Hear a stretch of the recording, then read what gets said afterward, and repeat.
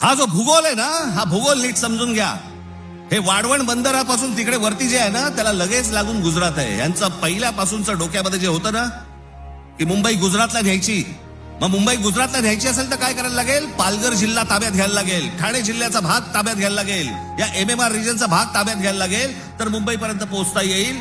माणसं पहिली बदा तिकडे टाका, त्यांचे मतदारसंघ फोडा, मराठी माणसांना फोडा, हे मतदारसंघ ताब्यात घ्या आणि त्याच्यानंतर सांगा, अरे खासदार तर आमचाच, आमदार तर आमचाच, नगरसेवक पण आमचाच, महानगरपालिकाही आमच्या हातात.